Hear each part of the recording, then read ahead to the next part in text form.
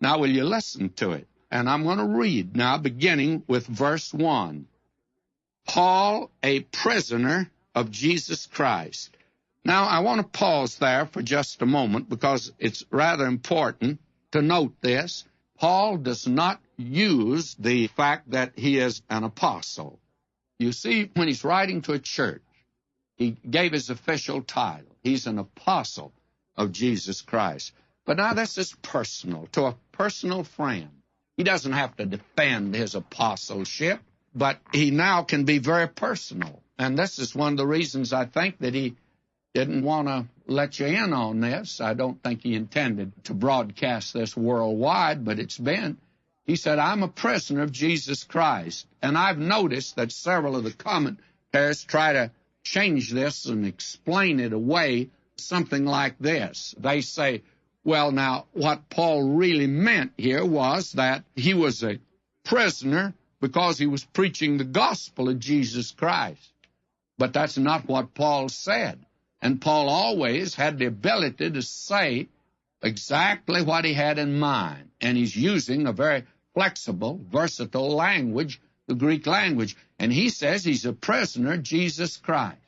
And I think if you'd been there and gone up to him and said, poor Paul, it's too bad these Romans put you in jail. Paul says, they didn't put me in jail. Oh, we would have said, we know what you mean. Those mean old religious rulers there, they brought a charge against you. Paul said, they didn't put me in jail. We would have said, then who put you in jail? He'd said, Jesus Christ. I'm his prisoner. And you mean to tell me you would serve somebody to put you in prison? He said, yes. He says, when it's his will for me to be in prison, I'm in prison. When it's his will for me to be out of prison, I'll be out of prison. When it's his will for me to be sick, I'm going to be sick. I belong to him. And since I belong to him, then in whatever state I am, I've learned to be content. Everything's all right. Don't worry about me. That's the thought here. And Philemon, by the way, is one of the prison epistles, as you see. It goes along with Ephesians, Philippians, and Colossians. Philemon is the fourth one. Now he says, Paul, a prisoner of Jesus Christ, and Timothy, the brother. And that means he's not only Philemon's brother, Paul's brother, but he's your brother, friends, if you're a Christian. Brothers in Christ. Unto Philemon, our dearly beloved. Paul really is, somebody says he's buttering him up, isn't he? I think so. He loved this man. He's going to make a request of him, and he's going to get to that. Now, will you notice? And he says, and to our beloved Apphia, and that apparently was the wife of this man. And this man, Philemon, has a Greek name. Apparently he was a citizen of Colossae, and there's a tradition up there that involves a Philemon, not this man, of course, but he apparently was named for it. It's a Greek name, but this word Apphia, that's a Phrygian name. I don't know whether that tells you anything or not, but that tells me that a young businessman by the name of Philemon, he went into a new territory. If you please, he didn't go west, he went east. And he went to the city of Colossae, way up there on the frontier.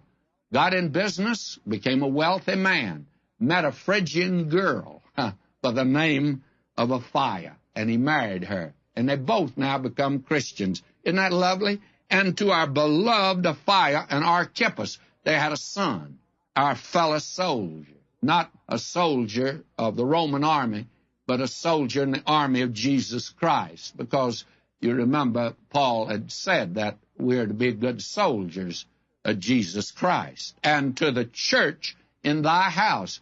Now this man not only converted, had a church in his house. I'd like to talk to you about that. Did you know the church building today has become so all-important to people that it's all out of relationship to really the purpose of the local church? Now, the local church in that day wasn't down on the corner in a separate building. In fact, the matter is they didn't have any buildings. Now, there were great temples of pagan gods, but the early church didn't have that, met in homes. It's estimated for 200 years the church met in homes.